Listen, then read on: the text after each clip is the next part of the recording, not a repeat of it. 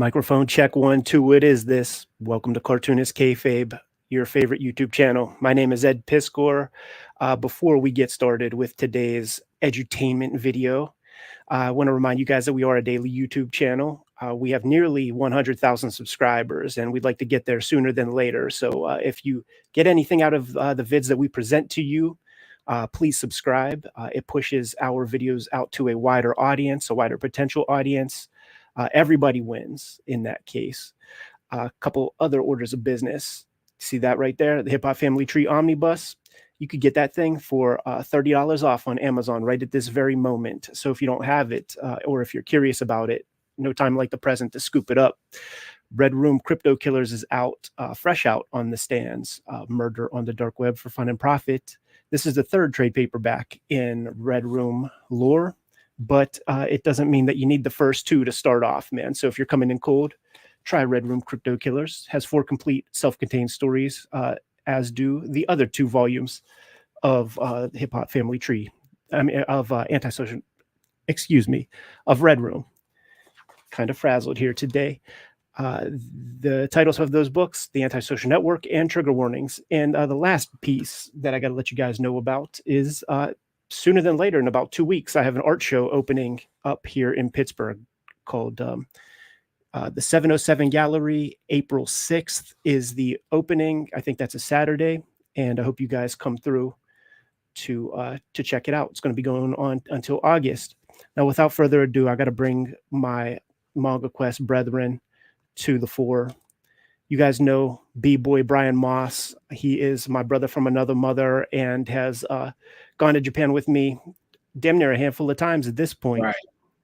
And coming through in the clutch is our pal Hakeem Callwood, who's almost catching up with you, Mossy. I know. He surprised me last time. Yep. So before we get into all the chatter, Brian Moss, let the people know where you're at on social media, and if you have any new stuff out on the horizon that we need to keep our eyes peeled for. For sure. Appreciate it, bro. So you can hit me up on Instagram, Strange Things Moss on there. I've been kind of in this groove of Thursday nights on Instagram. We do a live of Laserdisc anime, and we might break out some VHS. So that's like a really fun time. Appreciate you dropping in there, Ed, showing love. And also, I currently have out Outer Heaven. Thank you, everybody, by the way, for the recent orders. I got a lot of orders last time, so I really appreciate it. And then Desert Decay. Currently, I'm working on a couple of projects and developing for my major release. So that's where we're at with that. Thank you again. Hakeem, you're new to the channel, man. So let the people know what you have going on. I know that tattoos is the name of the game these days, but I know you put together some comic books here and there. Yes, sir. Yes, sir. So you can find me online at Hakeem's Art and Stuff, HAKIMS Art, the letter N, and then stuff. And I got like some cool merch and stuff on there. And I also got it's my latest comic, The Gig. Pretty chill book about art and work and stuff. I think you'd like it. You can find it on my website. Website the same as my Instagram name. Besides that, like you said, I'm just tattooing a bunch right now. Yeah. Are you doing that on the slide? Are you doing that with a studio, someplace that people could go to get some work done? Just hit me up and then come through to the studio. I got a private studio I've been working out of. Super cool, man. So the audience that usually joins our Manga Quest streams on Monday nights, they know that I recently finished a book, and I'm just sort of waiting for some copy edit notes and everything. So it was earlier today where I'm like, fuck it, I'm booking this trip. And the next Manga Quest trip is booked. Since it's today on a Manga Quest stream day, I thought it would be good to give the people at home a crash course on how to prepare for and participate in their very own Manga Quests, fellas. So we should just get into that nitty gritty right off the bat. The website that I typically use, what's cool is now you could pretty much be your own travel agent. Right. And websites like booking.com or expedia.com, they could hook you up with package deals. And they've adjusted it in a way, like years ago, the way those sites would work, they would sometimes create a conflict with your layovers and stuff. They wouldn't they wouldn't give you like the best kind of pacing, Right. in terms of layovers, and sometimes you might have to rush, or shit could get screwed up. They've been real good about that lately, and by doing those package deals, I found that it's not as expensive as one might think. Um, you guys are the Columbus, Ohio contingent, and I am the Pittsburgh contingent, and in our kind of Rust Belt blue collar towns, maybe you guys can concur. But whenever I would talk about, going out there to go check shit out, uh, almost everybody I knew here, friends, family, they ask questions like how is it possible? Yeah, it's almost abstracted. It's like they don't believe it. Right, like it's something that is that you can't possibly do. But Mossy, whenever, and we covered this, man. I was at in Columbus, going to the comic convention out there, and very soon after we went out to Tokyo, and I was evangelizing you on it, B Yeah. Moss. It isn't as expensive as you might think. It's really pretty simple to set up, and these package websites, man, they even knock a couple $100 off sometimes and give you free Right. nights when you grab the airplane ticket and the hotel. Yeah, we're kind of, and we're also creating. We can't give up the ghost, but we also are creating some life hack kind of strategies that we're Yeah. finding. We won't talk about it, but once they're developed, maybe we'll drop the jewel. But yeah, the crazy thing about it, I think what it is, Ed, is like with our age group, we don't think about it in the same way that we would think about going to Europe, right? Or it seems too abstracted, because like when we started learning about anime and manga, it was like a lot of ephemera. So it was almost like, what, that's a real place, So then, like you were saying, once you make that trip, it's like, oh man, this is clockwork, bro. It's like, this is easy. Right. So it was one of those things where I came back preaching the gospel. I'm like, yo, Hakeem, Yep. you gotta go, bro. I'm telling you, it's the craziest shit ever. So Not really that much more expensive than a trip within the States, right. Yeah, Yeah. I And like the feel- thing is, once you get over there, right, it's like everything's affordable because they Mhm. do it pretty week. So you can actually like maximize your experiences in a lot of ways. So for me personally, the first time I went, Ed, it was almost a fever dream, or like surreal, because it was everything that was like my brain was like firing off, like stimulating. And it was so disorienting. Things I would see in a video game were like real life, right? So it's like shit like that. But I guess, like, in conclusion of my personal experience, the thing that I really enjoyed is that you develop relationships, because, as a minority, they tell you a lot of things about going to Japan.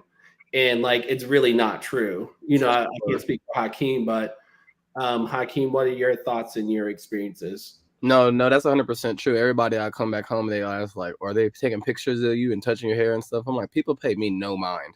Everybody, especially in Tokyo, like, you have somewhere to go and you're already with who you're talking to, and like you got to catch a train and stuff. People are pretty like minding their own business, and it's not a lot of that uncomfortable small talk over there either. Nobody's gonna stop you and say, how's the weather? Yeah, definitely not, man. Everybody's got their mission. Mhm. Everybody has eyes front and is, they got some place to go. Where that stuff, might happen would be, when the Mogwais come out, man. Right. Maybe it's like after 11, Yep. once the drinks are On the weekends, flowing, Friday night, when it gets lit. all They, those highballs and stuff. Yep, I was about to say they got like a page online, like the Highball Adventures, where they just show people wasted. Are you serious? I swear, it's Shinjuku or something. I can't remember. It's on like Instagram or something like that. If we all stay at the same spot, like I grabbed my joint, Mhm. pause, and and if you guys stay there also, like it's in the heart of insanity, Yeah. and you Is that can't. during Golden Weekend? Well, I mean, May is going to be Golden Week. Like we will be there in Okay. Golden Week if you come out the exact amount of time Dude, yeah. that I It's do.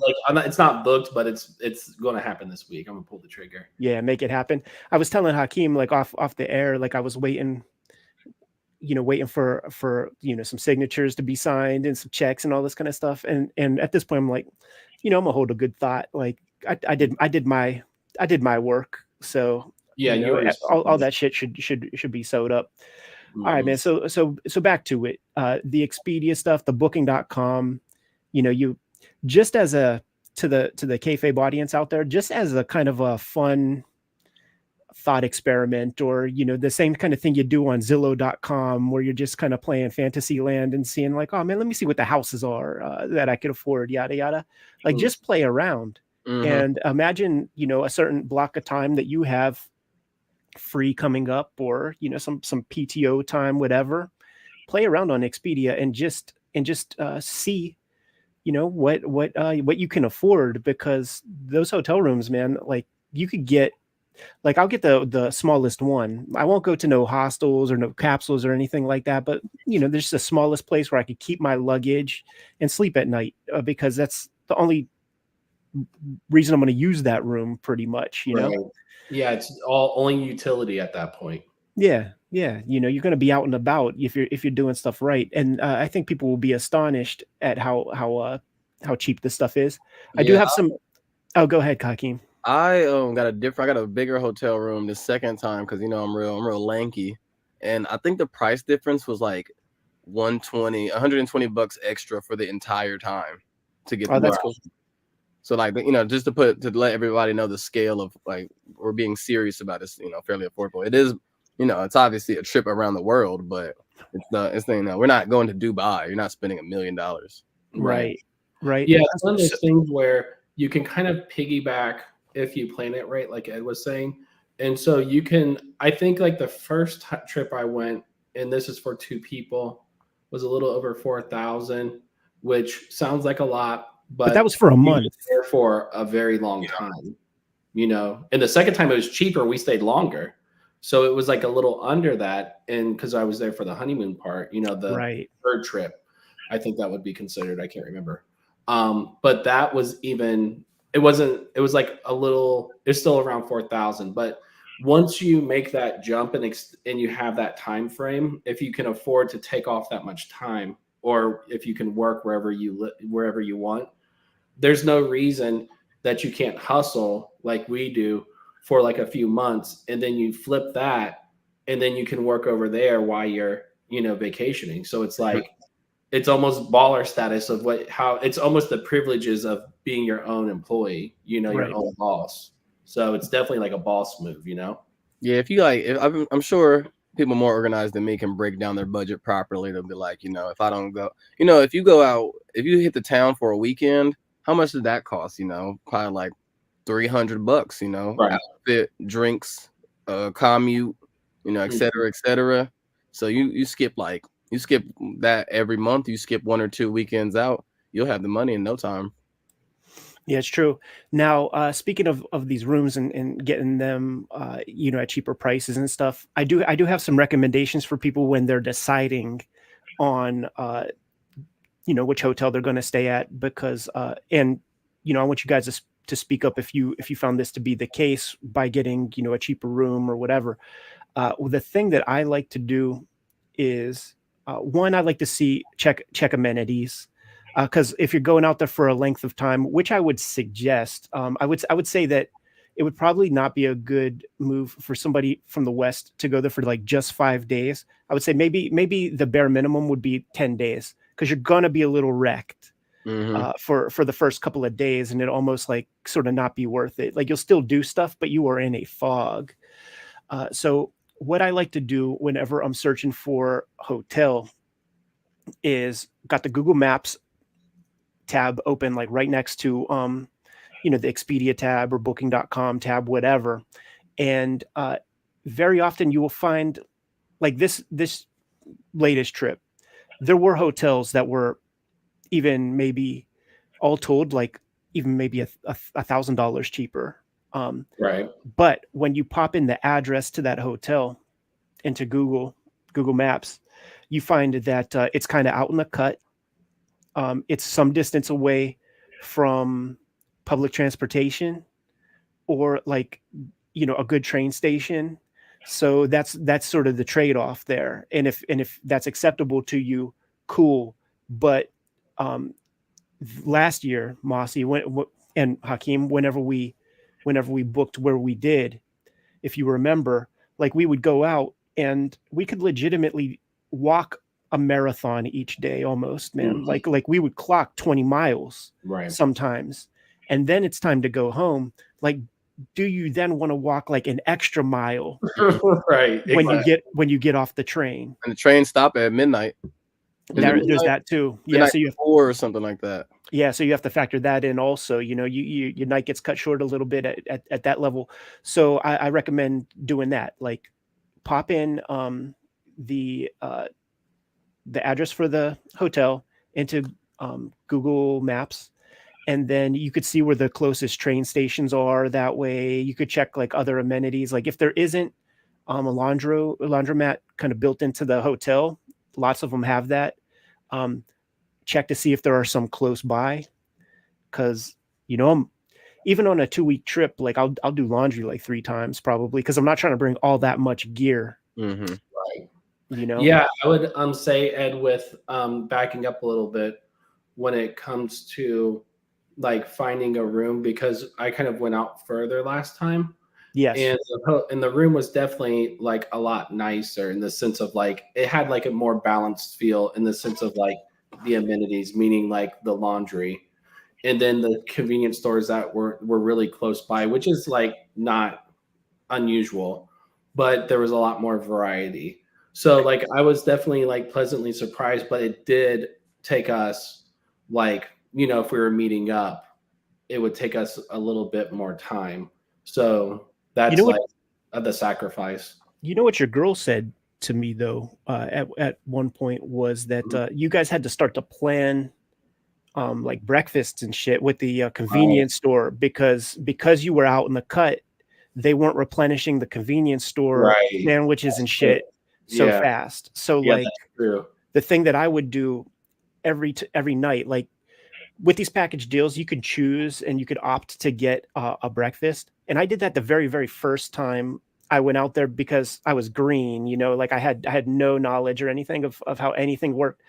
It sounds they'll charge an extra $10 a day or something for that. And I guess that's convenient. But what I found was the night before, when you are heading to the hotel, at the end of the day, just stop off at the convenience store and pick up some onigiri and pick up, that egg salad sandwich that Anthony Bourdain would talk about on Parts Unknown and stuff. Get 3 of those and just make those right when you wake up, and like that's fine, man. You're good until lunch.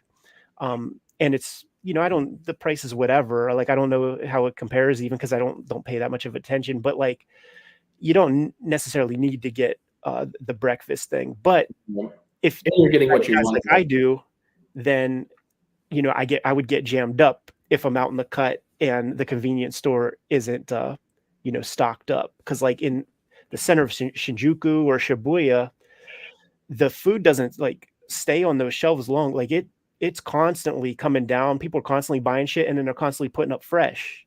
And it's not like an American convenience store where you have those like hot dogs on the ruler thing and they got pimples on them and shit. It's legitimately very good food. Like it's so jarring that their convenience store food is good. Like I'm just so used to like you eat that Speedway pizza on the way to like some dead end job in the morning, and you're like, oh, this is making the day even worse. Versus there's no crust on the sandwiches, and I hate sandwiches. Like they built the place just for me. Right, totally. Yeah, so that kind of covers the hotel stuff. I prefer to be in these. Say what, Hakeem? First time we was in the Appa. This last time I was in a comfort hotel, and I liked it a lot. Nice, spacious, had that that free breakfast every morning. Do you know where which part of town that was? Let me look, find out. Yeah, it's all good, man. So another thing that I like to do when preparing these trips is especially leaving home and going straight to Japan from Pittsburgh, there will always be a layover. It's never a direct flight. So I'm looking at like an 18-hour day, or with layovers and stuff, a 19-hour day, maybe 17 if I'm lucky. So when I land, I prefer Haneda Airport there are two airports that you could choose to land in when you go to Tokyo. Narita is further away, and it's quite a distance away of like the major like city centers and stuff. You know, probably an hour 40 minutes away from Shinjuku, I believe, by the Narita Express train. And Haneda's closer, so that's something that you have to kind of pay attention to when you're grabbing your ticket, if that's a concern to you. There were times when I stayed at a place where you go to the basement of the hotel, and like the Narita Express train platform is like right down there, so you don't have to like have your luggage and fight traffic to find the platform and walk some distance or anything like that. It was right there, so I used Narita at that point. But I do think that the spot has been blown on that joint because it is like impossible to get there anymore. I tried 3 times because the amenities and just how nice it is. The tub is beautiful. Like Right. it had a lot of creature comforts that I really enjoyed, but you ain't getting in there anymore. So think about Haneda, think about Narita Express.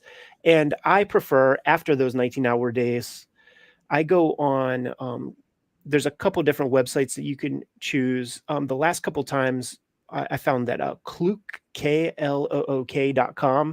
was got me the better price for private transportation from the airport to the hotel, which after a 19-hour day, like I don't want to think about how I'm going to get from Haneda to the hotel, because to be honest, like I still don't even know how you do that without the airport transportation stuff, because like I just won't do that to myself. It's too much extra shit at the end of what's already approaching a 24-hour day. So for I think it was like $85, and there was some extra fee I paid to have the person with the placard like grab me as soon as I come through, because I don't want to like have to now communicate with somebody where English is a second language through the Line app and try to like find their car in the garage or whatever. It's like, nah, man, just be at the exit. There's one exit. I'll snap you a little selfie, and so that you know who to look for, even though God damn it, if we don't stick out like sore thumbs, man, when we get over there. You're gonna be like, who is Hakeem? It's like the white guy with the sunglasses on. I'm the shortest of all of us, man, and I'm 6'2". Right. So it's a bunch of string beans walking around, man. Sure. Yeah, I went ahead and lugged my suitcases to the train and just took the train back, and I definitely agree with you. I won't do that again. Yeah, I wouldn't recommend say it was an awful experience. It's just like, if I'm already traveling, I might as well get that plaque with my name on it. It's $85 to get scooped up, and then you could do the round tripper. So that right after checkout at the hotel, the car will be there, and you don't have to pay for some meet and greet bullshit, because it's just like, they're just parked right over there, and that comes to like $65 or something. I choose like that last day. I just go to the airport. Like I check out at the hotel, and then I hop in the cab. I choose for that to show up right at checkout time. And then I just go to the airport and I sit there all day. Like I don't want to get sweaty. I don't want to get gross because I'm going to be on an airplane for fucking all day, But Brian Moss, I cut you off. You were about to say something. You're good, bro. It's no thing. I was going to add a couple of things.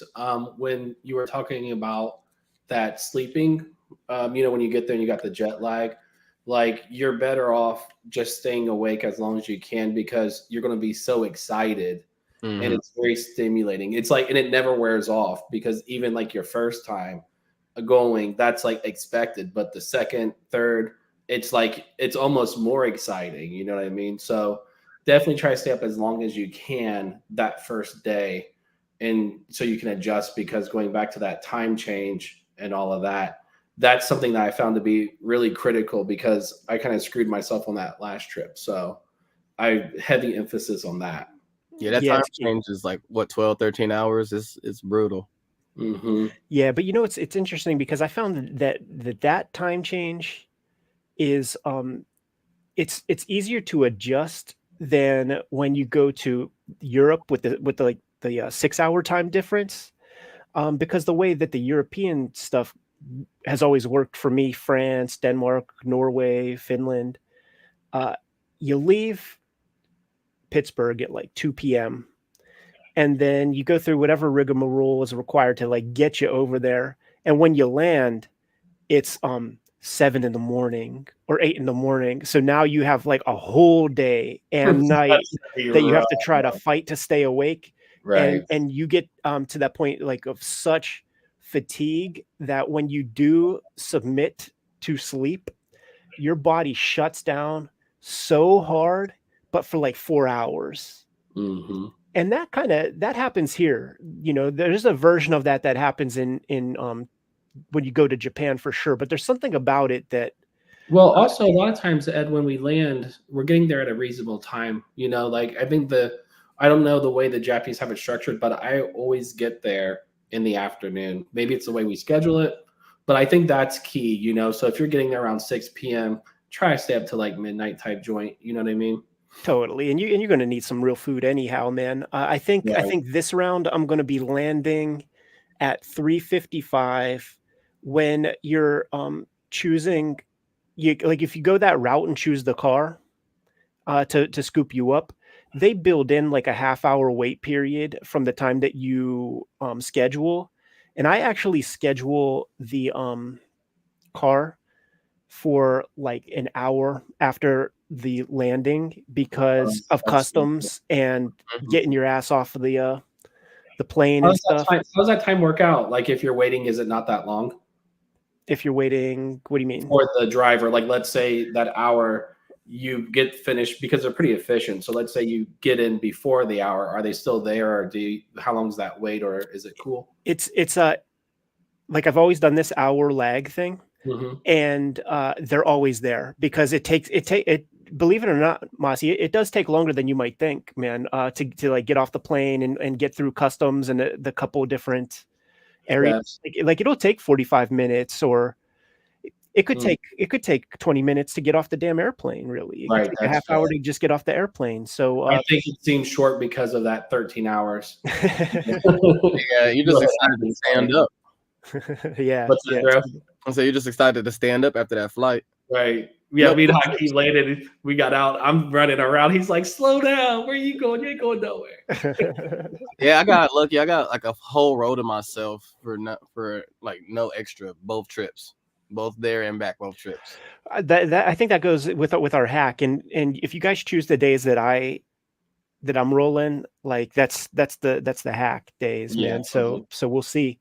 We'll see if we'll test the theory, we'll test the experiment. Because Ed, you figured out the like Super Saiyan level hack with the class system.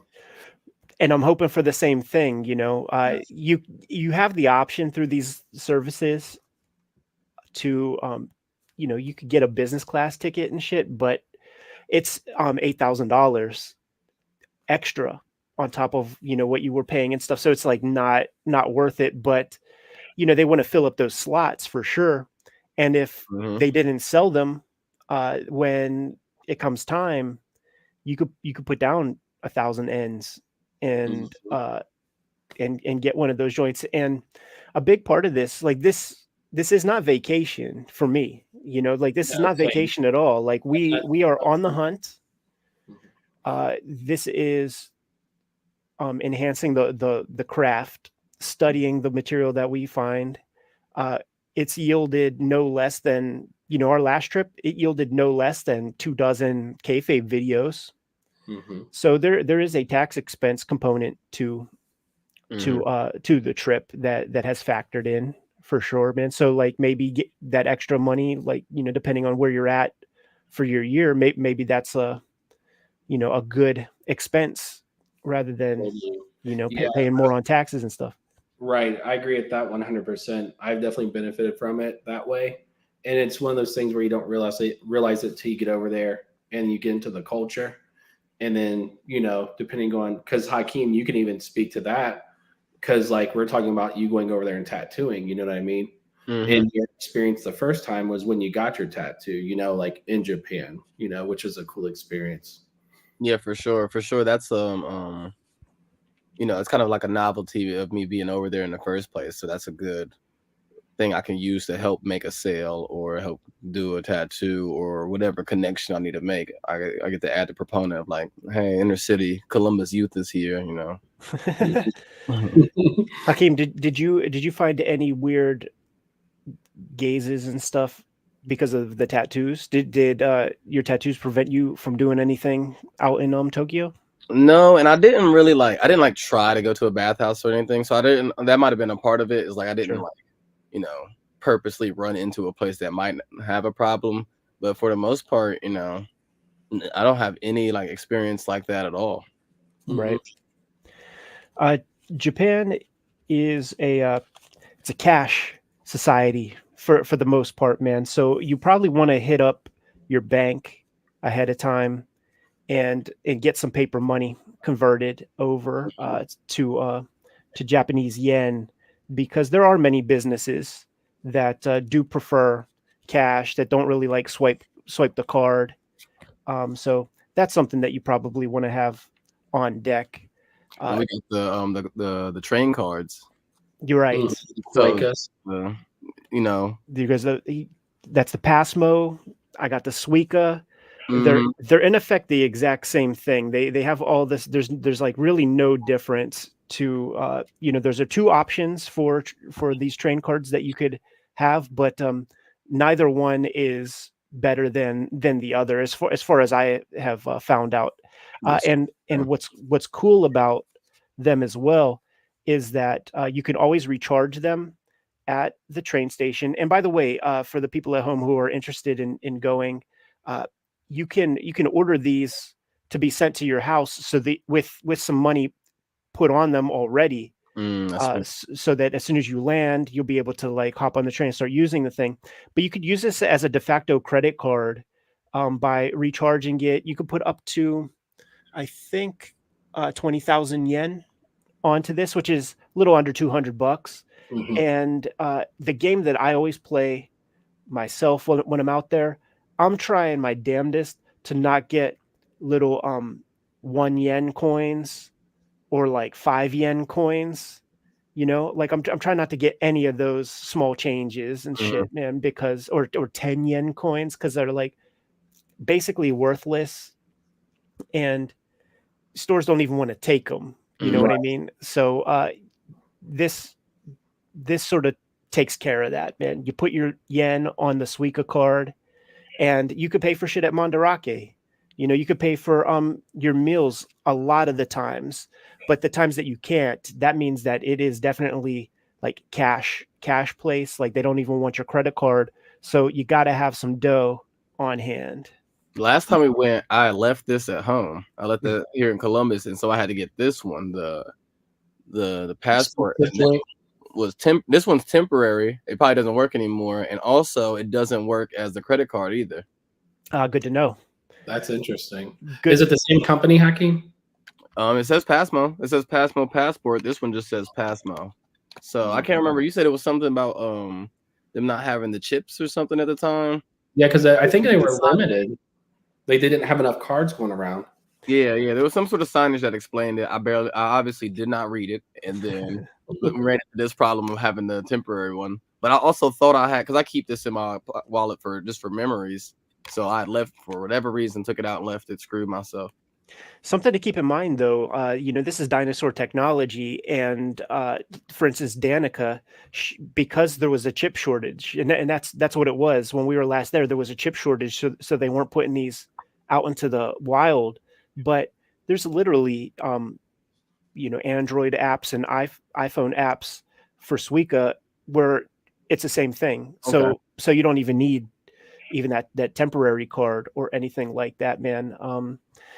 I keep my phone pretty lean, and I don't have too many extra apps or anything like that, man. So the cards for me is the way to go. And this card lasts, it can go years without being swiped. And it's a weird number of years. I think it might be like 8 years or something, where it stays activated and doesn't need to be swiped. So if you plan on going regularly as we do, there's not really an urgency to like blow all the dough that you have on the thing because you're going back. Right. You know, in fact, I would suggest leave a bunch of loot on there so that you feel the obligation to go back. You Yes, know, the motivation. don't. And plus, with the fluctuation of the yen, you can bank on that perhaps. So if you get it, stock up, like load up that card while that yen's weak, you benefit from that next time. So it's a win all around. Yeah, that's something that I do pay attention to a little bit whenever just seeing what the value of the yen is over time and stuff. And when it has a little dip, like I'll go grab a little bit. But Mm. I'm pretty much set up for this next trip, I think. Yeah. I think with this next one coming up, I always, since we've been back so many times, I always try to set myself up for different things, even though me and Ed feed off of each other in the worst way. So we could just go to Mandarake's all day and the crew be like, man, I can't do it anymore. And I'm like, Ed, you ready? Like Hakeem. It's one of those things me. where go ahead. I'm So sorry. y'all talking about me. I'm like, all right, that's enough Mandarake. Dude, no, you're not the only one, Hakeem. It's all love. But usually what you want to do is set goals. And I would avoid doing like touristy things because that stuff's just kind of like, it's forced. It's just like whatever. You're not going to get much satisfaction. So if you kind of like set your own destinations, and I'm actually not really good at navigating, but I still feel comfortable enough going through that process to like set myself up for experiences, or like, oh, I'm going to buy a lot of manga this time. I'm going to do like Hakeem's case, tattooing. So Hakeem was the really ambitious one because me and Ed kind of stay in Tokyo. But Hakeem, you want to talk about how far you traveled? Yeah, I did that American backpack across another country deal, which is, if you can't tell by how I look and how I sound, it's not something that my people typically do. So fuck it, I'm in Japan, I might as well wild out. So I packed a book bag and I got on a bullet train and went to Osaka and Kyoto for like a day and a half by myself. And it was awesome. I love the bullet train trip was fun. It doesn't, it doesn't feel like you're on something going fast because you're inside of it.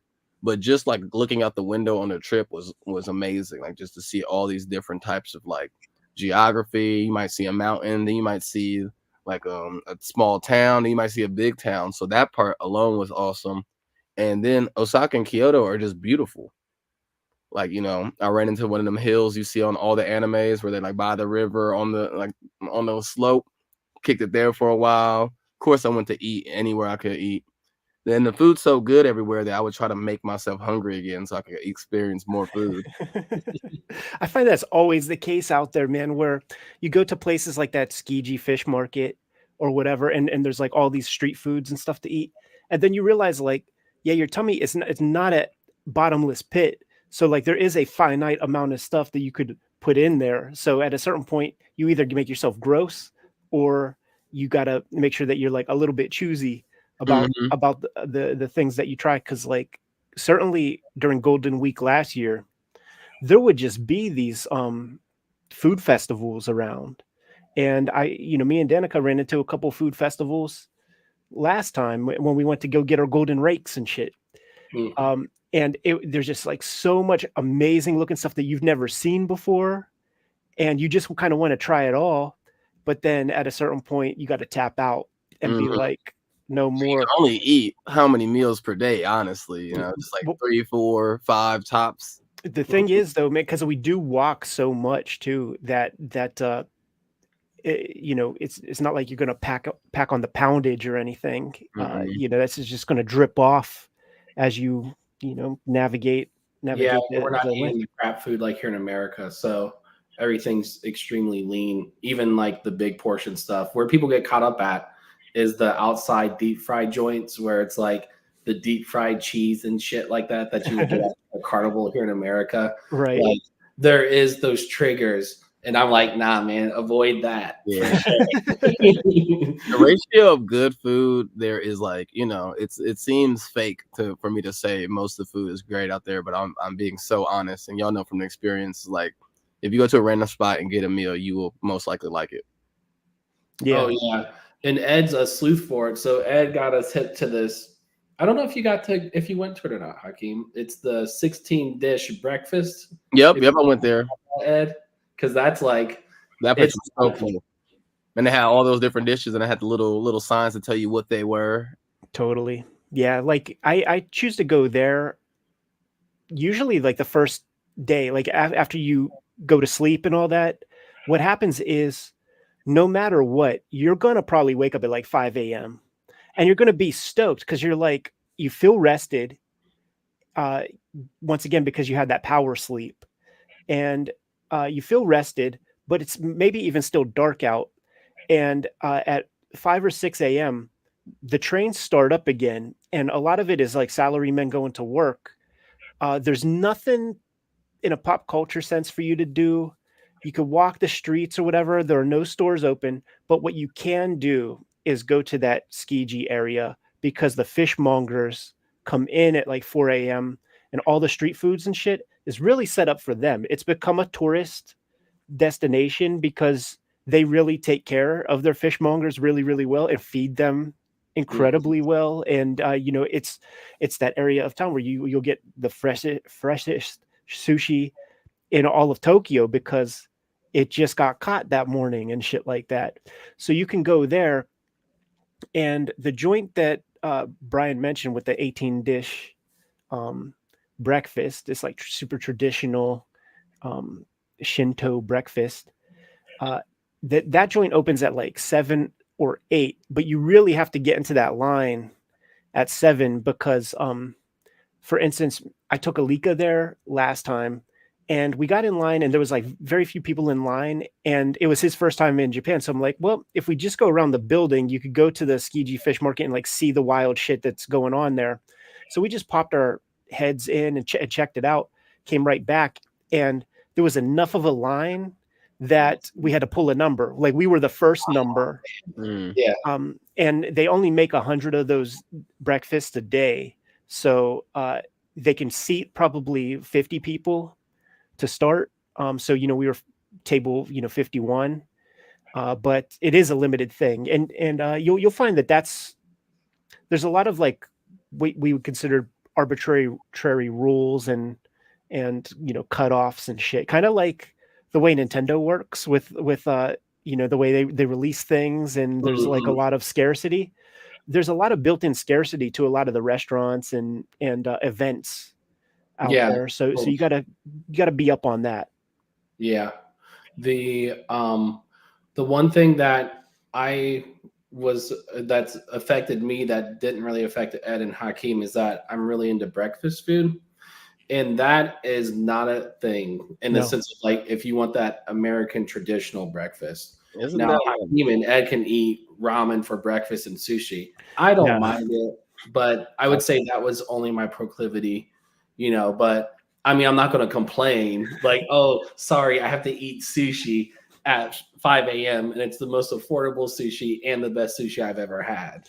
I would say that 18 dish breakfast thing, it has this like rice porridge that is like an oatmeal kind of thing. Definitely. But I can't be getting no sushi or ramen like that early. Like that's definitely lunchtime food. But what I typically will do is just get those Lawson egg salad sandwiches or some onigiris or something, or they sell hard-boiled eggs as well. So just mash a couple of those and then start your day for a couple of hours.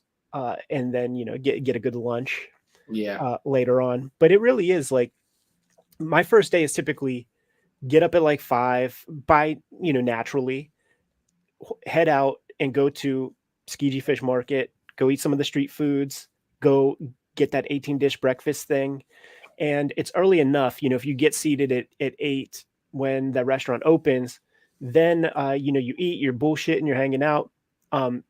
You can then hop the train from there and go to Akihabara because the first cool shit, the first nerd shit that opens is the arcades. And they open up at 10 a.m.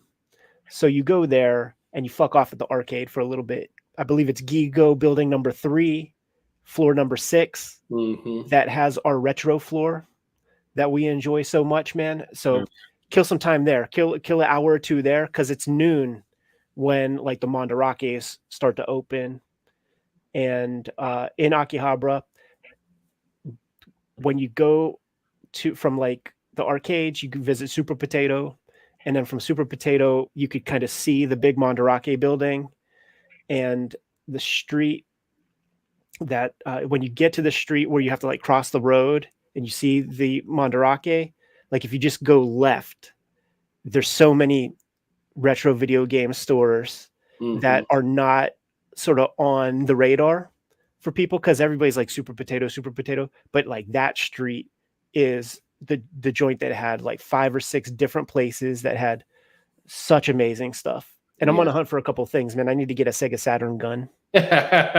Dude, and I got 2 of them on the floor over here, bro. I've been looking for a copy of Rival Schools because I lost my brother's copy when I was a kid. So I've been looking for one so hard, and it's like impossible to find it. And then remember we found one, but it was the displaced one only. Right. So yeah, that was close. Right. That was a tease, man. Do you want to talk about your life hack? It was hilarious. Like Hakeem's really charismatic and brave. So he was able to, well, it wasn't able to, you just were, you were tenacious enough to like go into bars and make a lot of friends. It's not about like the bar culture, but you kind of figured it out. Like I'm always like, even when I was a kid before even drinking or really go to a bar, I always just like the bar aspect, like an adult recess, you know, like a social place to chill. So of course I was looking for one over there. And what I would do is I would just, you know, I got limited Japanese knowledge. You know, I'm 46 days in a row on Duolingo, by the way. So I'm getting there. Nice.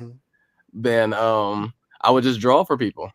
And so I would just keep a sketchbook and some pens and some pencils around. So if I could even spark a slight conversation, I'd be like, you know, what do you like? And I could draw that for them. And then once you've given somebody a gift of art, it opens up a whole different type of friendship. And then you would see, like I said before, like they don't do like a lot of small talk, but once you know somebody and comfortable with them, now we're talking about stuff. They're like, oh, you know, tell us about this from America. Or if they would ask me about manga or anime, I'm like, oh, that's the easiest way for us to talk. You know, they'll ask me like, you know, have you heard of this or that? I'm like, I just watched that yesterday. So, yeah, let's talk a little bit about navigation and how we're able to use our phones to get around, man. Technology is amazing. It's like we take it for granted in such a big way, you know, but we're able to use the little mother box, man, and go across the marble and fucking get around. But obviously you need some connectivity, and there's a couple options for you there, man.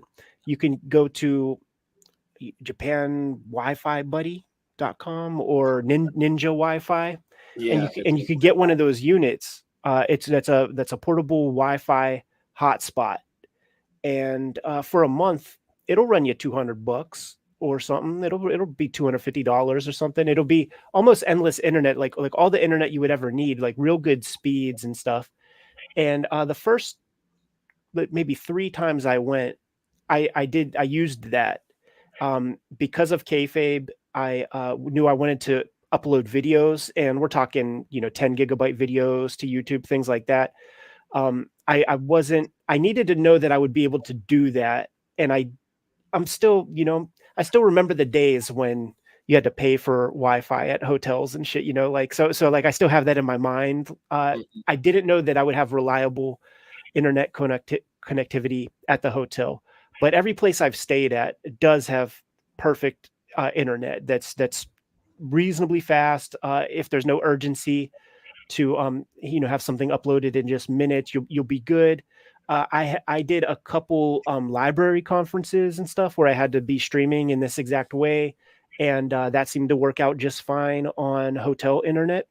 So the past couple of times I've just gotten like an international plan on my phone, and $10 a day, and it's on a billing cycle. It's never more than, I think, $100 on a billing cycle. So if you are lucky enough to plan your days out there where it's within one billing cycle, even if you're out there for like a month, it's $100. You know, when it crosses over the billing cycle, it could start to charge you again. And I had no issues with that at all. Obviously, I'm not going to abuse it and upload kayfabe videos using 5G or whatever. Like I'll save that for when I get to the hotel, and the places I've stayed, totally fine, no problem. So those are a couple options for maintaining some connectivity and being able to navigate yourself around using Google Maps or the built-in Apple Map or whatever. But obviously essential pieces. You got to have those. It was slightly different. The first time I went to Appa Hotel, the internet wasn't perfect. It would work when it worked good, but then it would just have assorted outages. And then when I did the international plan, my problem was I read a lot of manga on my phone, especially while I'm traveling on the train. Like the train is just enough time for you to like play games on your phone or read manga. It's not enough for you to do anything productive, and it's slightly longer than you want to just sit down and look at the sky. So if you don't, I guess pack a book if you don't want to do that. But I was burning through my my international plan in no time, just read manga, just on a couple train trips. So you're gonna do getting the Wi-Fi unit. Yeah. So I got the Wi-Fi unit, and that was definitely clutch. But if you're gonna go the international route, make sure you have something like a book on you or something for your train trip if you feel the need to be entertained while you're making your travels. Yeah, or just cold kick it with the homies, right? And whisper chat, man, because you don't want to be the only loud motherfuckers on the train, man, because everybody's very, very quiet and respectful. Yeah. On the tubes, except when it's rush hour, right? Like going places on rush hour, it's hysterical. It's super funny because people will just want to go home, and the most matronly, like little old grandmas and shit, will football tackle you to like get on that train. Like they're not going to wait for the one that's like coming 10 minutes from now. It's like, nah, like they have their sight set on this one, and they will fucking squeeze like a can of sardines in that motherfucker. Yeah, so that's one thing you gotta get used to too. If you're not used to that type of public transportation, you will be smushed next to somebody you never met, unless you just don't want to get on the train. Like after so many train trips, we're the ones doing the smushing in. Right. It's funny because we are super tall and stuff out there, and they just will have no problem just like whoosh, pushing your ass in, man. And it's funny. It's like it's hard not to laugh and smile. I remember the first time that happened, I was definitely like shocked because I'm definitely one of like space unless I'm comfortable around you, and I was just like, oh, okay, it's real. Like what you see on the animes is real. So. Yeah, and it's really only ever an issue during those rush hour times. Like there were just those times where we got caught in that situation where we were doing a rush hour piece, man. But it's not always like that. No. And what is kind of silly is that sometimes if you do wait for the next one, it might be like fully open, and it's not like the next one might come 2 minutes later. For sure. It's not 10 minutes later even. Whatever the sign says, that's what time it's coming. If the sign says 6:01, it will be there at 6:01. It won't be early or late. That's true. That's true. In fact, when we went there last time, the what is it called? The JR, they put out an apology because they left 1/20th of a second too early. 1/20th of a second, not even 1 second too early, and they put out a whole statement apologizing for the error and stuff. I forgive them. And we won't get too deep into it, but if a train is late, it's for a very specific reason. We all know why. We won't talk about it on the street. And that's their book bags on the front in the trains. What is that for? Like pickpockets or something like that? No, man, it's just so you ain't bumping people. Swag. And to the props and the credit of the Japanese, I remember it was me, Ed, and a few other people. We were getting off the train, and I dropped my water bottle, and I grabbed that obviously because it looks like you're littering when you're not. but I didn't. My Suica must have dropped, and some old gentleman came out off the train and gave me my card. So if you lose something in Japan or leave something behind, you're going to get it back, you know? So that's like testament. That's true. Like, and it's really cool because it kind of leaves you optimistic about everything. About the whole world. It changes your view on life. Just like how all the bathrooms there are. Just like, I'm like, how is it possible for all the bathrooms to be clean in a place? Yeah, no, like, I mean, let's talk about Comitia. Which, you know, we will miss this time because it's going to be towards the end of May, and that's when it's all hot and gross and you know, being around 150,000 people in the super sweltering hot, like that ain't my idea of a good time at all. But hold on, what were we just talking about? Like, I totally spaced out. Oh, you're fine. Comitia. Yeah, but before, why did I bring that up? 150,000 people. Yeah. About, I'm not sure where when like going out there,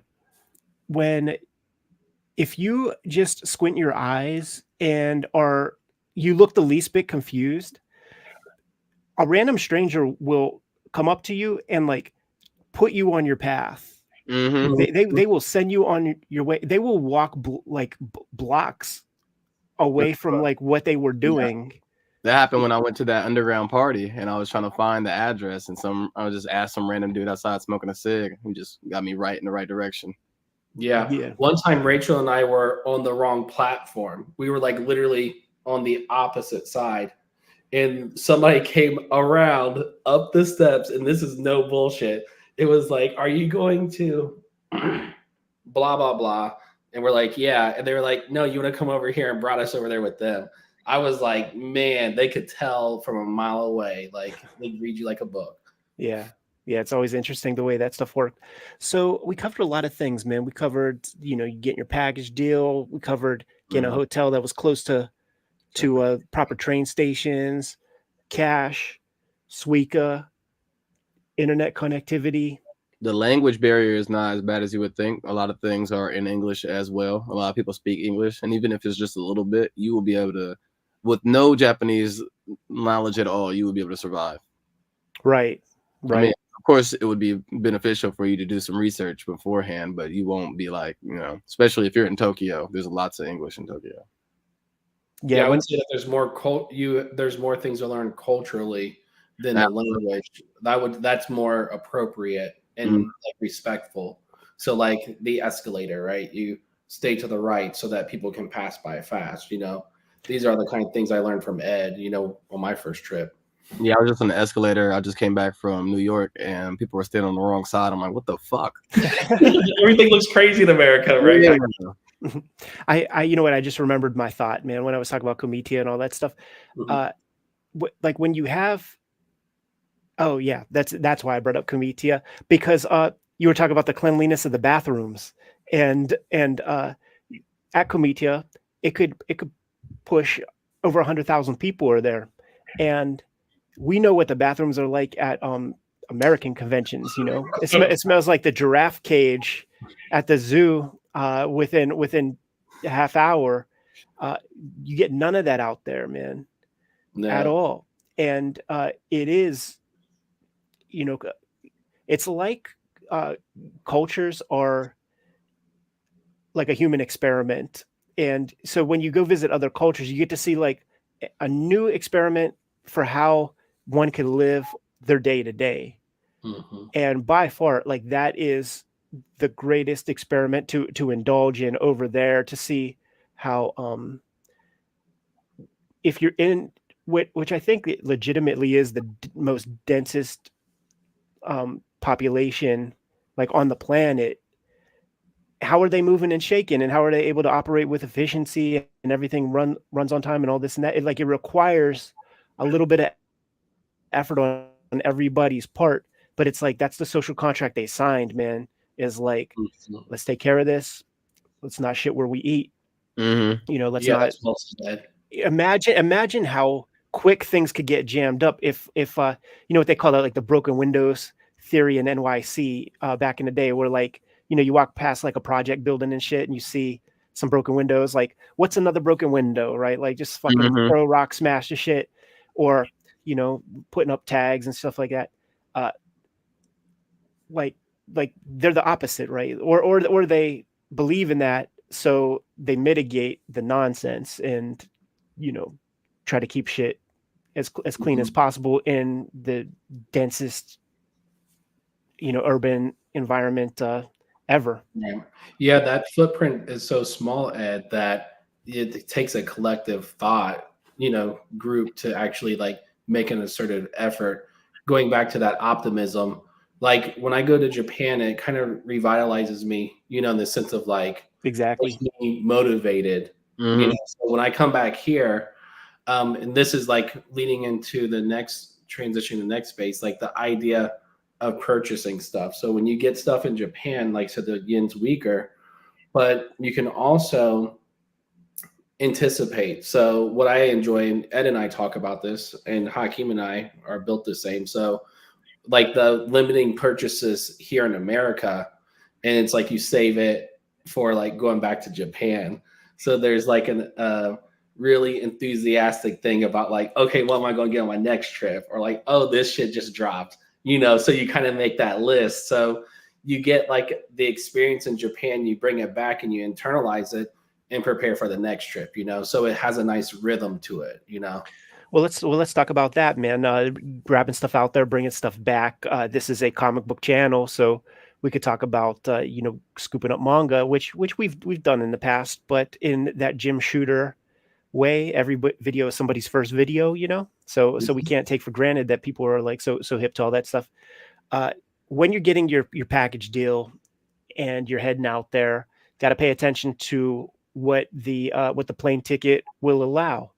And more often than not, for an international deal, you're able to check on two bags, two check bags, plus the one that you could, put in the overhead compartment, and then your personal item like your backpack that might have your laptop or whatever in there, man. So in effect, you got four things, man, and you got two big ass check luggages that you could bring out there. For when we do like this next round, I'm doing a 3-weeker. But the amount of clothes is still the same. Like I'll get like six shirts, 6 drawers, six socks, like three pants or something, man. Like wear pants 2 times and then wash them. But I don't bring out like my A-list gear. Like I will bring a button down shirt in case we go to like a cool sushi spot, like that sort of stuff. But I don't bring the A-list gear just in case if I gotta like leave some ballast behind because I scooped up like too much cool shit.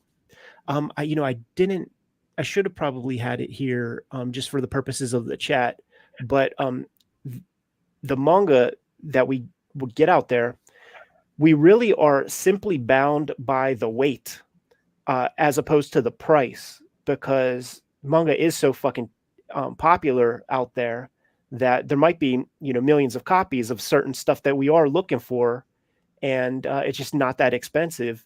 But books are the heaviest thing on earth to a certain extent, certainly for nerds who are bringing shit back. So they're at the Don Quixote's, which is a very popular store out there. They sell luggage, and at the same section of the store where they sell luggage, they sell like the little fish scale that you can sort of tie onto the handle of your luggage, lift it, and see how much your bag weighs, so that you know that you're under the limit for the checked bag, because it could be the difference between spending an extra $150.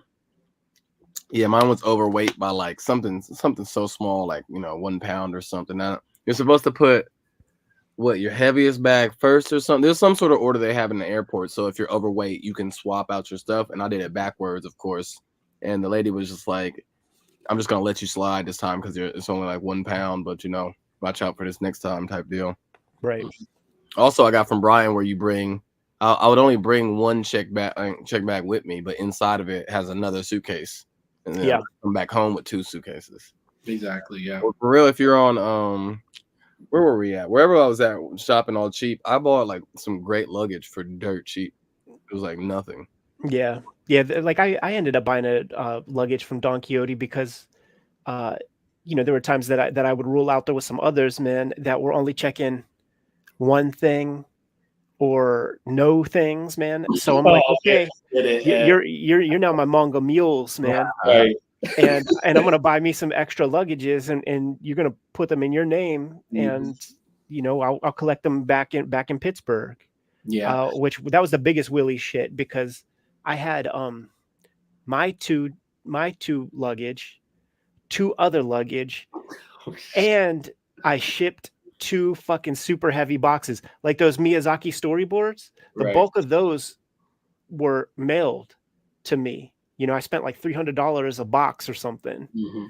I And was going to ask you about that, Ed, and bring that up. Would you recommend shipping stuff from Japan to America? I've never done it. Hakeem, I don't know if you've done it or not, but Mhm. I know you've done it, Ed, and you just mentioned it. yeah, it was I got all of my packages and I got them fine, but it wasn't without some issues. Um, I think you need somebody's address. I think that goes a long way. So, you would need, Sean to hook you up with his address or like somebody, one of our friends out there, Mhm. because of just like all the paperwork that you have to fill out. But then there's a very confusing set of things that you have to you have to put onto their forms that we don't usually have. So you have to have a like a B address, like a if we can't deliver here, we deliver there kind of address. And because the mailmen here aren't used to seeing that shit, and I'm sure like maybe they prepare for that when they're in mailman school, but they forget Mhm. about it because they never see it. So both of my packages went to the B address. Interesting. Yeah, and there was no reason for that to happen. There was no reason for that to happen. Like it should have come to my regular spot. So it makes me wonder if I did not have a spare address or whatever to put on there, like what would happen then? I Correct. imagine that it would just come to me. It's just like that one was more at the top, so they just chose that one first or some shit like that. Mhm. And it was an issue because I think I was able to track the package, and I knew that it was here in Pittsburgh, but it didn't show up, and it said something like delivered or something. So it was very nerve wracking. And then like the next day, it showed up. So there was definitely some weird stuff.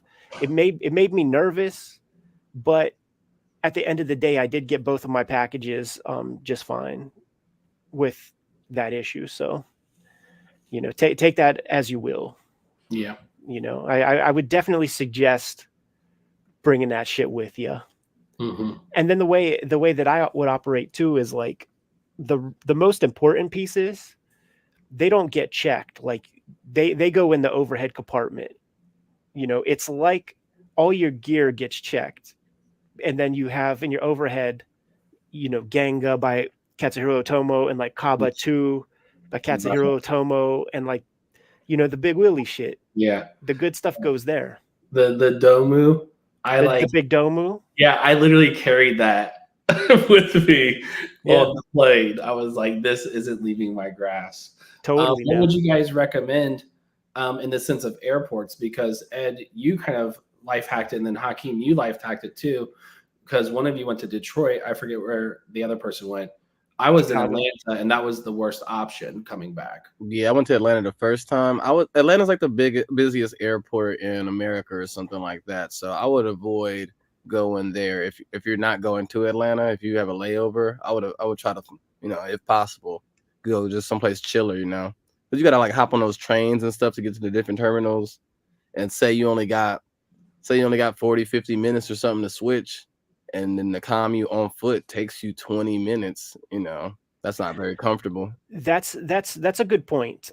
Because when you're getting your planes and you're choosing the return home, if you're in a Midwestern city like we are, Okay. where you can't get that that straight ahead shot, pay some attention to that layover, especially coming back, because the way it works is you're coming back from Tokyo, you land in the States.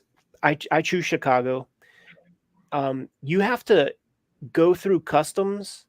You have to go through security all over again. You got to check your bags and stuff all over again. This takes time. This takes time. And I choose, like, I could have chosen, they do their best to hook you up within a manageable amount of time. And there's usually for every airport, there's usually several options. And there is, the 1 hour and 30-minute option or something. Like, I don't do that one. That one makes me too nervous, and I don't want to be stressing even on the plane as I'm coming back. Are we in enough, doing this in enough time? Like, now I have to be that guy running.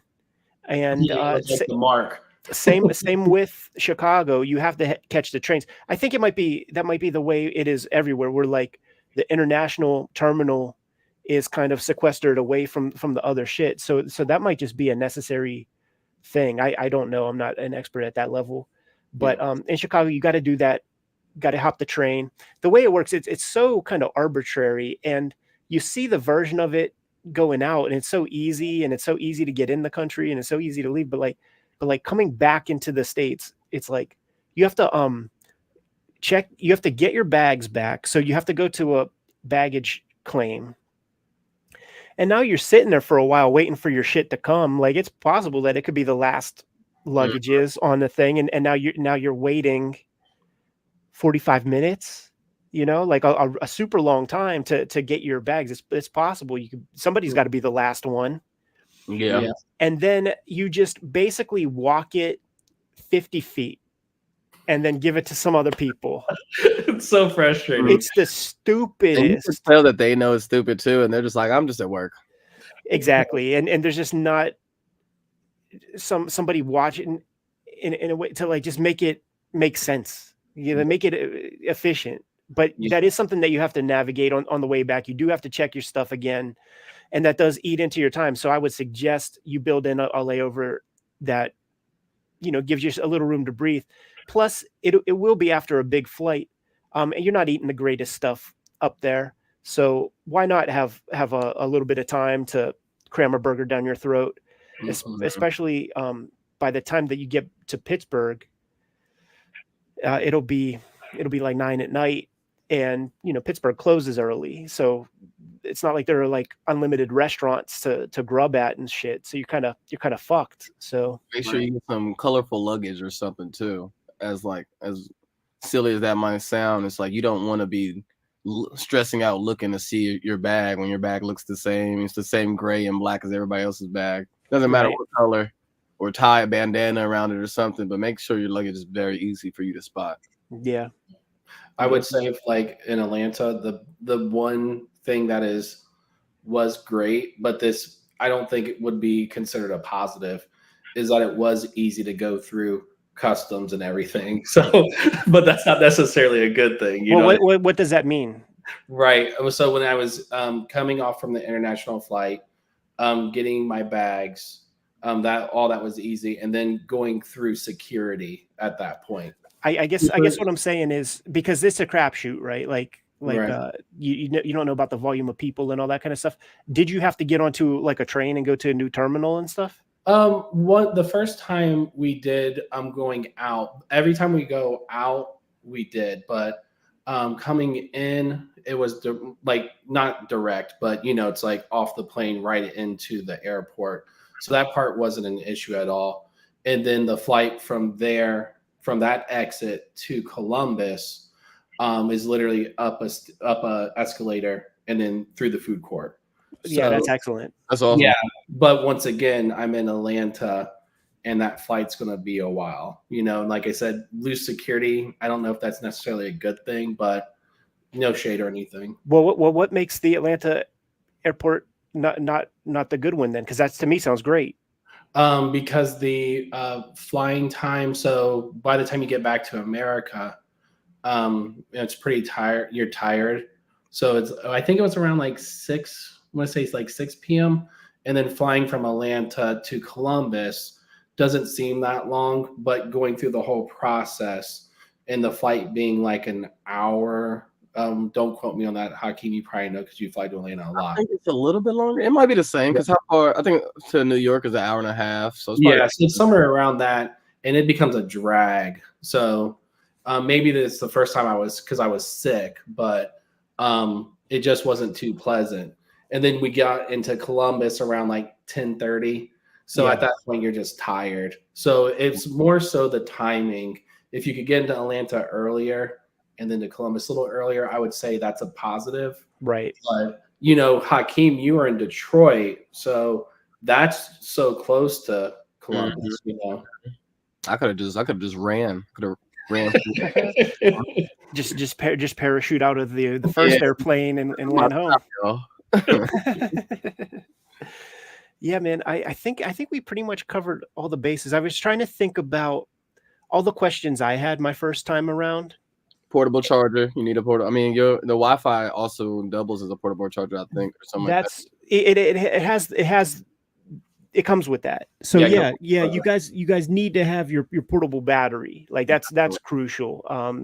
You got to have a portable battery for your phone because just imagine you're in a place that you've never been. The further out you get, the English language can be dicier, and your fucking phone craps out. Like I don't even know what happens. Like you're done, so. Yeah, you're homeless for a night or something. Yeah, you live there now. Yeah. So you got to have that and I would even say oh, sorry, go ahead, Hakeem. Whatever cords you need, like your iPhone charger or your iPad, whatever, if it's possible, I would say even have a backup cord of everything, you know. You know, look at, you might have your charger, but you might leave the cord in the hotel or lose it or something strange happen.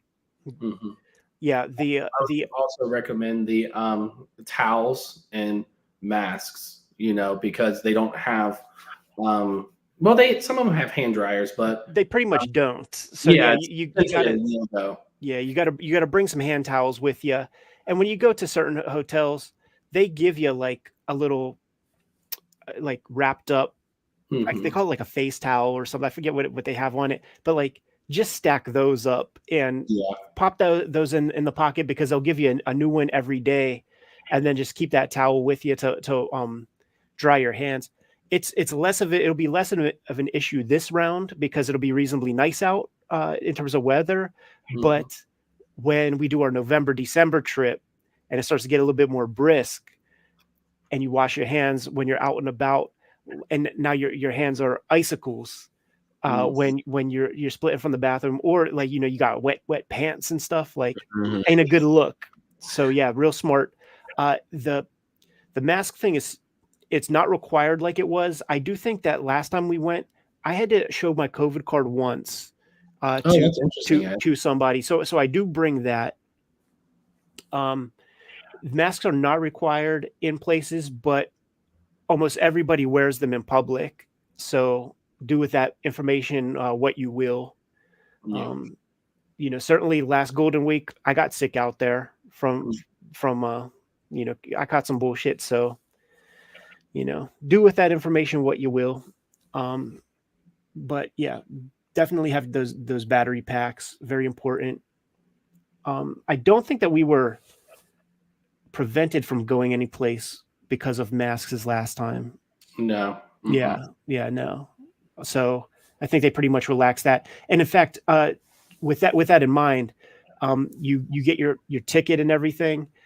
You go to, you know, the United app or the Delta app, whatever. There will be a URL to a Japanese website where you can do all the customs forms and stuff digitally, you know, right from your phone, and it'll give you a QR code. They say that is a speedier process than going through the thing where you got to take your picture and you got to hand in the paper form. So that could speed up your descent whenever you get into Tokyo. You could spit out of the airport a little bit quicker by doing that. It's a weird URL, but it's always linked to the plane ticket through the apps. So make sure that you fill that out. Obviously not a requirement because they're going to give you a piece of paper up there in the sky. Make sure you have a pen and then you got to fill it out. But then you have to get into the long line and take a picture and do all kinds of other stuff, which we'll just kind of cut into your time. But if you want to be speedy and getting there at 4 p.m., I imagine that I'll get to the hotel by 7, at the latest, maybe even 6. That still gives you a lot of day to do some shit. You know what I'm saying, man? So like, why stay inside that airport for 10 minutes longer than you have to? So I definitely recommend, filling that little website out. Mm-hmm. Did we cover it all, boys? I think so. Yeah, at least like the basis, Yeah. So we'll think of something else as soon as we get done. So the only other thing I could think of, Ed, and you got me hip to this, was if you're staying there longer than 20-something days, then you have to jump hotels or to Airbnb. Ed, do you want to correct me where I'm wrong? Or yeah, like it's just an affectation of these websites. Like they booking.com or expedia.com, they're able to book like 4-week blocks. But all that you have to do is like, so say that we wanted to go from from April 23rd to like, July 23rd or something. So we wanted to be out there for, triple the days or something. You just, you choose like one hotel that you want and book it for 28 days. Then, the next day, that or the night of the last one, you could book another one, and you could just like piggyback that way. There will be a time, Mossy, where we just say fuck it and we stay out there for 3 months. Bro, it's coming. That's the limit. Yeah, I think 90 days or something like that. Yeah, that's the limit on a tourist visa.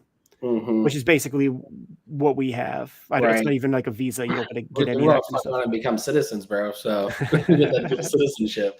But there will be a time when we are out there for 3 months. I see it. I see it happening. Well, that's easy. Yeah. Because we have set up that infrastructure where we're freelancers, man. Mm-hmm. Like I can do my work and then take a walk around my neighborhood and get my fitness in, or I can do my work and go to Akihabara fucking Gigo building number 3 and play Radmobile when I'm done with my work. We could do that shit. We can do our work and then step out on a balcony and go see the Eiffel Tower if we so choose, man. Like that's the privilege of the gig. That's a privilege of punting your teens and 20s when you should have been partying and fucking all the time. Right. To like becoming a specialist in your craft, like that's the hack. It's paid dividends like for the future. So it's definitely something not to be taken lightly. I look forward to this next round. Once again, it's at Junji Ito. Show is going to be one of the big highlights. It's going to open up at the end of April. And when we were off the record, before we blazed up the chat here, I told Hakeem, like, I might have to see it 2 times because it's gonna come out. I think it's like April 27th or 28th, and it's going to be up through August or September. So, fuck, man, like, why not see it again in May or something? Right. Like before we get out of here, like see it when it's new, and then see it a day or 2 before we split. Mm-hmm. That would be some good motivation. I'm gonna get a Junji tattoo for sure. Yeah, that'd be fire. Hakeem, you gotta figure out the life hack to where you can like be over there doing an apprentice for tattooing for 3 months or a year. Yeah. I'm sure I'm gonna find something like that on social media or something. That's usually where my connections like that come from. Just like perusing and following people and stuff like that, and you just find like-minded individuals.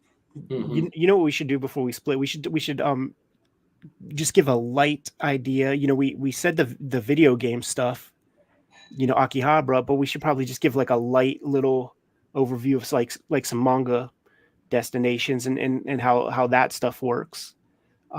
Obviously Mandarake is the big one. And there are in Tokyo proper, there are like 3 major locations. There's the Shibuya Mandarake, that the facade of that joint, it's done up to look like post-apocalyptic Akira building, which is pretty fucking cool. Has that busted ass stoplight, like a traffic light, and then like a clock that's like steampunk and shit. Super cool. Did I go to If that? you're epileptic. Yeah, that's the one that's underground. Oh, yep. Mm-hmm. Yeah, that's where Mossy got his World Apartment Horror. Which, by the way, Mossy, that should be an episode when you come in. Totally, yeah. And I'll bring the laser disc so we can have like a little vanity set up. Yeah, that's sweet, Really man. sweet. So that's the Shibuya Mandarake. Mm-hmm. I was gonna say, like, if off the beaten path, if you go to any side of town, you can definitely find manga anywhere. You have to be willing to dig for it. Sometimes, a lot of times, it'll be new, but it's still affordable. And then I don't remember the names in the area. I don't even know if we want to talk about that, but there was some heavy deals there. You know, I got the Monkey Punch for Hakeem, the 4 volumes for like $12. You know, yeah. Found Otomo's book in the magazine form. You know, at one of those Did I places. get those from you, or are they still over there? Oh, they're right there. I'm looking at them, but you know they're still. Yo, it's like remember DJ Pooh in a movie Friday, man? Yo, it'll be both of ours. We'll just keep it in my house. Yeah, that's my bike, punk. Yeah. Brian's out there being Debo. Yeah, I don't have it with me, but one of my prized possessions I got from there was that Ghost in the Shell box set I got, where it was like all the shots of Ghost in the Shell, and then it was like the designs in a book too, and then it had like a disc with more information on it. Insane. I feel like I paid nothing for it too. Right. But it was totally. You know, it might have even been sealed in plastic, and I just ripped it open anyway. Yeah, everything is sealed in plastic. You got to make a lot of your buying decisions on faith for sure. The Monkey Punch. Is that all Lupin?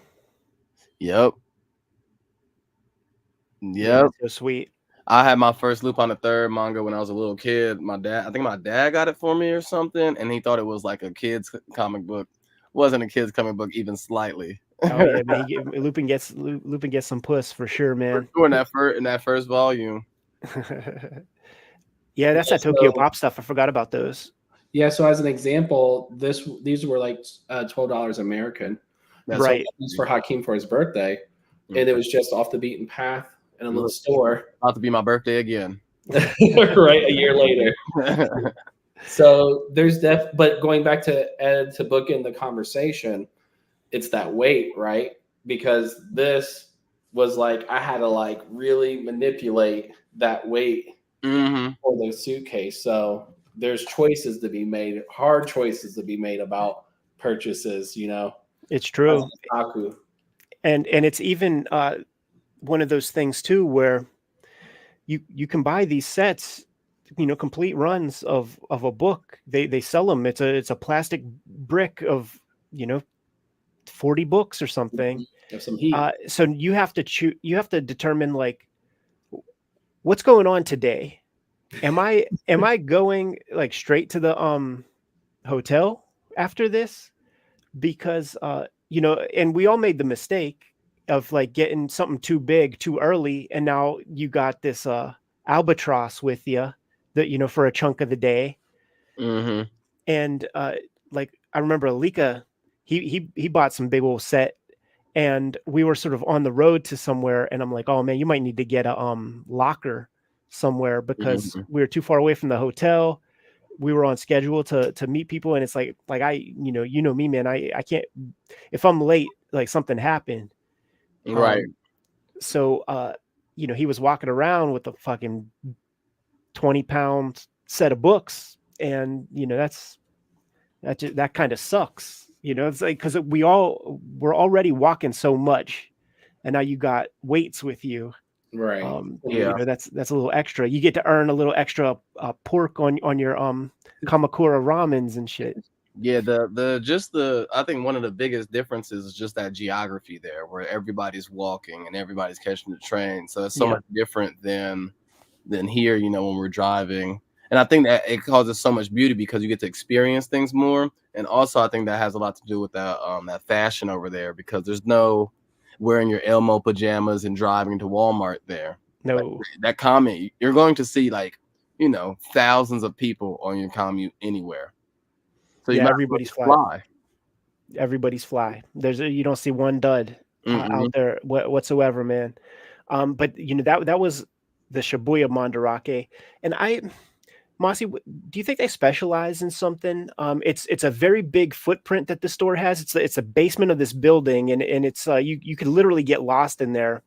You're able to find some magazines, you know, the weekly mags. You're able to find some vintage, a small doujinshi section Right. is there. A couple wall books. They have some They cases. specialize. Well, that first half of the store, Ed, is attached to a lot of that girl pop. Like, I don't even know what that would be called. Like the teen idols and shit. Yeah, that's a big part of the footprint when you first come in, and we probably don't even notice it because we're like, nah, fuck that, and go like right past it, you know. But when you get in, I would say that the specialized stuff there that I really enjoyed was actually the cases of manga and the art books, like very slept on, and also those design manuals for shows. You know, they have a nice, they're in the art book section, but that stuff's really nice. And then I would say their toys and their figures are really nice there too. So, you know, the manga's obviously no slouch, but I would definitely say those were the highlights of that location. Right. And I love me an art book too. That's why I got my, you know, my prized possession. Nice. The Arikari JoJo's, and it's just like every drawing in here is amazing. Oh yeah, that does look sweet, man. All heat. Every single draw. Oh, and this one was one of my favorites right there. That is Dio Brando right there. That composition is wild. Like, yeah, and that book was really cheap, Hakeem. Yeah, it was. What's this? 1,800 yen. So how much is that? Like $15 or something, probably less. Yeah. So then, so that's Shibuya Mandarake. Then you have Akihabara Mandarake, which is a building, 6 floors, 7, no, maybe like 8 floors, and that sounds incredible. But each floor is dedicated to one sort of otaku discipline. So the very tippity top will be like American toys, and it'll be like McFarlane toys and not Takara shits, but like Transformers from Hasbro and you know, junk like that. The one below that would be Japanese toys, and it'll be, you know, the Japanese version of the Megazord and Baycross and Gundams and shit like that. Then below that would be movie media and video game media. So that's where you get your Neo Geo games. The laser discs have gotten picked through completely. Like, when we were there last year around this time, there was probably like a whole perimeter of, say, maybe 13 big ass boxes. And then when we went there this last time, there was like 2 boxes. Like, people came through, and I've seen it like at some of our, you know, our secret spots that would have original artwork and stuff. I've seen European dudes come through like this. I'll take this. I'll take this. I'll take this. I'll take this. One of my regrets was not buying this Junji Ito painting, and Jimmy kind of guilted me. He's like, you know, $2,000. Like, that's not that bad, man. And I'm like, fuck, I'm gonna have to go get one of these paintings or something. That might be like my big Willie purchase. So, you know, you have your movies and VHS and video games and stuff on that floor. And then there's a couple bullshit floors that'll be like the teen idol floor with you know, K-pop shit and like girl stuff. And then 2 floors of doujinshi. One is the dude section of doujinshi, and that will be like the you know, bound up super giant titties with like candles in the butthole and shit like that. And then the other one will be is really like the girl floor is like where we go, because that's where you get your Winter Soldier doujinshis and, you know, your Ninja Turtle doujinshis and you know, some of those singular ones like that Fantastic Four joint.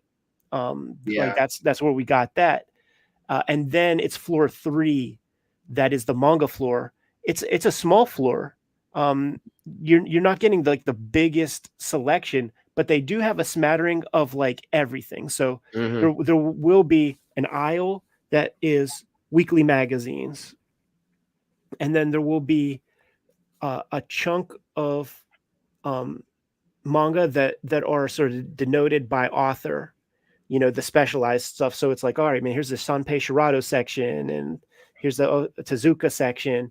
And then there will be the sections where it will be like, here's the Jump series, here's the Kodansha series, blah, blah, blah. And then they will sell some sets sort of at the cash register and in the back. And then there is the case there where you got the Domu, Brian, last time, that like where the big ticket items are there. Yeah. And then below that is I forget what's below. Oh, you know what? It's those chick dolls, like those those dolls that have those big fucking like human faces and stuff. Yeah, the uncanny dolls. Yeah, very uncanny. And then the very bottom is where they're buying shit, and then they have their like tin toys, and like they're super like the made in occupied Japan toys from the 50s and the late 1940s. So that's the Akihabara joint. I would say, like, if you had to prioritize, I would say that would be the last priority. Yeah. That Mandarake, because the manga floor is, so tiny and compact. It doesn't have like the widest selection. But then, of course, you have Nakano Broadway, and that's the one where like Hakeem is like, "Fuck you guys." Y'all will be there, like we'll go there and be there for a while. I'm like, yeah, this is a fun time, and then we'll leave and do other stuff. And you're like, you trying to go back? I'm like, absolutely not. I'm on the other side of the planet. Why would I go back? The funniest thing, man, was like our last day last time.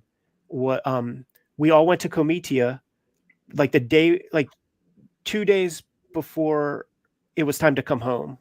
It was really like our last major day. And I think we had like one other day to kind of pack up and do our very like last little bit of shit. So we all did Komitia, and Komitia goes from 11 a.m. to like 4 or 5, and you are on your feet. You're on cement. So, your legs are getting destroyed. And just even to get to the Tokyo Big Sight, it's a long walk. So, we're there for 5 hours, going up and down. There are 30-some thousand attendees there. And then you guys broke off, did your thing, and I had my dudes with me, Aki and Tatsuya. And that was like right when my hip hop book came out there. It was in the stores. So my dudes were like, let's go get some copies of the hip hop book, and can you sign them for me and shit like that? I'm like, that's a bet. Easy to do, man. So we hopped off to Shinjuku, and we found a record store that was selling the Hip Hop Family Tree omnibus, and it took a couple of shots. So we're still walking a bunch, man, and took a couple of shots. Disc Union, if for those playing at home, has the books, or you can get them from Japan Book Hunter, and scoop those up. And then I bought some shit. Well, actually, it was all my bounty from Komitia, which was a ton of shit. I bought hundreds of dollars worth of stuff from people there. So I dumped it off at the hotel in Shinjuku, and then I'm like, okay, man, it's time for like one last meal, let's get one last conveyor belt sushi. And the thought was like, the one by Nakano Broadway, like you go down this aisle when you get off the train, and it's this mall, but that mall is not Nakano Broadway. Like that's something else. It's called it's not Sunshine City. Oh, it's called Sun Mall. And then at the end of Sun Mall, there is an alleyway that's this big. And then you see the sign for Nakano Broadway. It's a different building separated by an alley that's 6 inches wide. But the very last restaurant in Sun Mall is a conveyor belt sushi joint. And we've eaten there, like on that last trip, Mossy, 5 times. Yeah. And that's the joint where Scheme gets the French fries at the end. Yeah, as his treat. Yeah, like eats a whole bunch. We eat a whole bunch of sushi, and then Scheme will get like French fries as like his capper, which was super cute to me. Yeah. So like with my dudes independently, I'm like, man, let's go get that conveyor belt shit. And then as we approach, you guys are there. You had the same idea and you're leaving. And I saw Brian, your wife, and I saw Hakeem's eyes so fucking big. And I seen them talking shit from a distance. They said, no, I'm not going back and knocking on Broadway. I'm not doing it. And they were like, we're out. I'm out. Like they wouldn't even say hi to me, man. They were like, all right, we're out. And then you, Brian, like were whispering to me. It was like, yeah, Rachel doesn't know that I got to go in here for a minute. Right. And what was funny was, you know, receiving all of that energy from you, Hakeem and Rachel.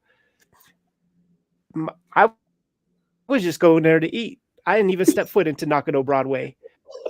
And we sat in there for over an hour eating our sushis and stuff. And by the time we were done, we ran into a couple people who were at this convention, this Brave and Bold, this original art convention. And so we were in there eating for an hour. We were talking to some dudes for like a half hour. And then Brian and Rachel came out again. Like, I'm like, holy fuck, he really had her in there. Like, she was like so vehement about not stepping foot in a Nakano Broadway. And like Brian, like he's got the Riz, like look at the dimples. Like right. you see that smile, like look at the dimples. And he had his old lady in there for over an hour, man, picking up the last little bit of stuff. You got to, bro.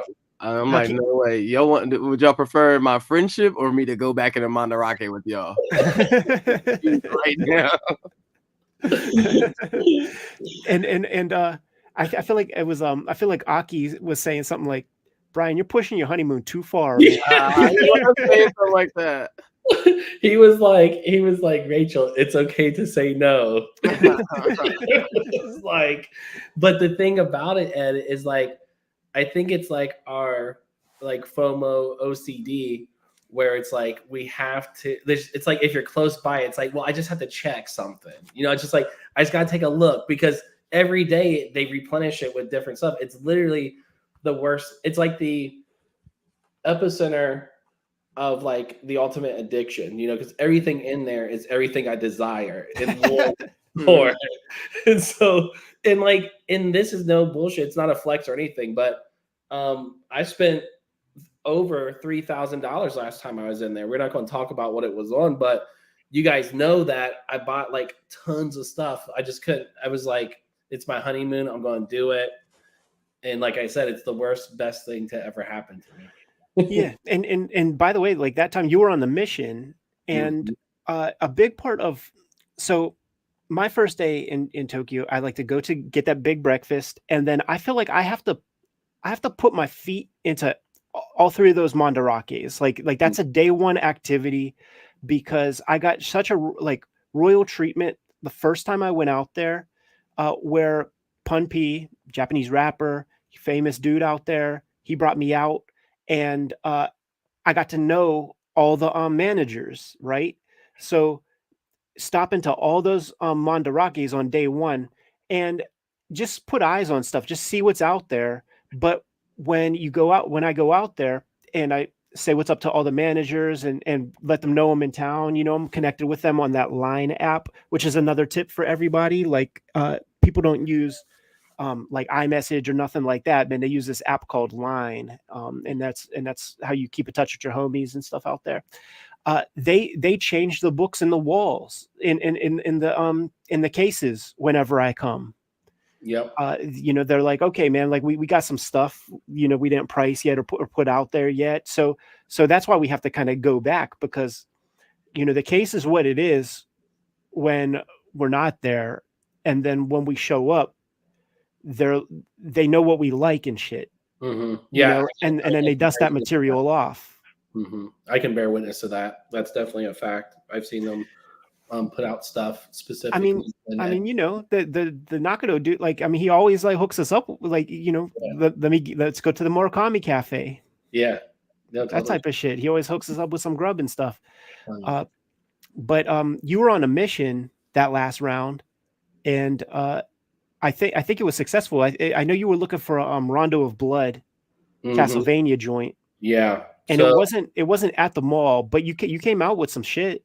Yeah. So with that part, A good, and this is like not a big deal. Like I don't mind talking about this. We went to the other super potato, which is a Ikebukuro. little harder to get to, but Yeah. at that location, it has one better prices because it's not like the dense popular one, and then it also has more selection because, as you know, Ed and Hakeem, like when we went back, every time we go back, it's like it feels like there's less stuff, like more stuff has been picked over. Yeah, you're talking about the Akihabara one. Yeah, Yeah. exactly. Thank you. And so there I was able to pick up Rondo of Blood and the Neo Geo, what was it? Samurai Showdown 5 special. Yeah. So I was able to, but the Rondo of Blood was less than 100. And the other game was pricey, but we know Neo Geo prices. But the fact that they had it available, you know. And that's the joint. Like, I mean, we're blowing the spot a little bit, you know, but there was this time last year, like when I popped in there, and you guys were busy, but I was like, yo, B, they got a snatcher here, you know, Hideo Kojima. You remember that, yeah. And when we came back again, like that was snapped up. And then on that same, no, not that trip. It was actually the trip before that when my homeboy from town, my best friend was out there with his old lady. And at that same Super Potato, he's been on the hunt for Doki Doki Panic, you know, the OG Super Mario 2. Really hard to find. And that's where he got it for the Famicom disk system. Yeah, so like that place is golden because it is. It's like it's not on a main. You have to walk there and you have to navigate some waters, and I mean we got fucking lost a little bit. Yeah, it's not really accessible like the other one is. Yeah, we got lost a little bit. I'm sure that it's probably like way more accessible than we realize, but like that part of town, I never don't get lost at the Ikebukuro subway station. And if what I understand, like that whole town, that part of town just got developed recently. In fact, Peach Momoko's dad was a real estate guy, and he's like, you remember, right? Yeah. It was with we got that. Yo was telling us. Yeah, exactly, man. Like he basically developed Ikebukuro, so it's kind of like how San Diego developed from like a little army base town, and then the Comic-Con comes, and then they start to like build and expand, but it wasn't like built for that, so you could see the seams. That's Ikebukuro, dude. Like the train station is all crazy, man. Yeah, that's a great description, actually. Great. But when you go over there, there's that Sunshine City Mall that's really pretty freaking cool, man. It has that one store that's like the Gashapon Museum that has like 5,000 machines. So always got to like stop through there. They have those little Kinnikuman models that are for like 500 yen. And they put out several series of those. So I scooped those up there. You get some food there. There's the aquarium. And then specific stores. So there's like Pokemon store. There's a One Piece store, Crayon Shinchan. Doraemon, I think. Right. Yeah. Bunch of stuff.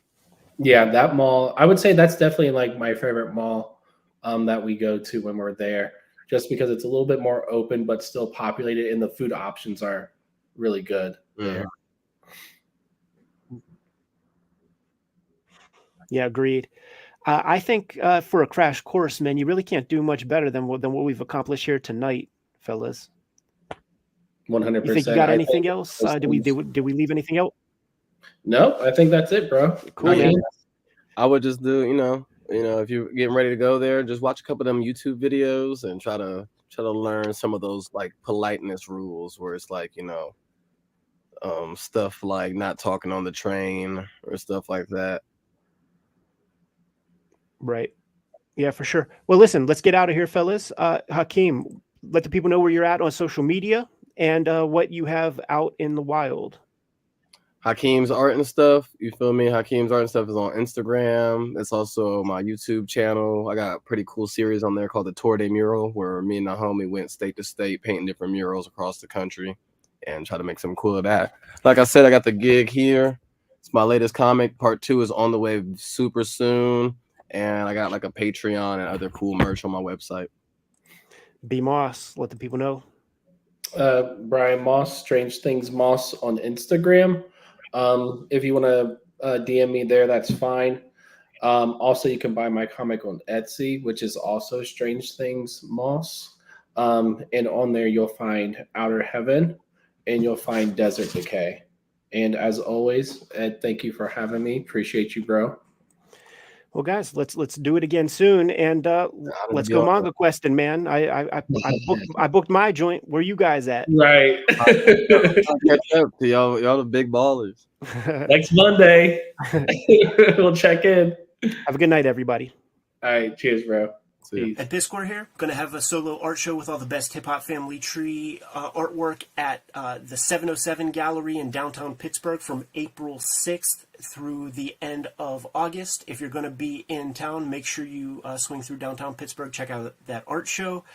I also have the Switchblade Shorties daily comic strip that I'm presenting to you on all of my social media platforms, and there's a dedicated webtoon where you can get the latest Switchblade Shorties comics. Hip Hop Family Tree Omnibus, 40% off on Amazon right now. X-Men Grand Design Trilogy trade paperback. 3 flavors of Red Room. Crypto Killers trade paperback. Trigger Warnings, and The Antisocial Network. Jimmy has Street Angel, Princess of Poverty. Street Angel, Deadliest Girl Alive. He's self-publishing some stuff. True Crime Funnies, Black and White Zine, and the 1986 Zine are available at his website, jimrug.com. The Jim Rug Hulk Grand Design is out of print in its Treasury Edition format, but it's coming to you soon in trade paperback. Now that we're done paying the bills, let's get back to the video.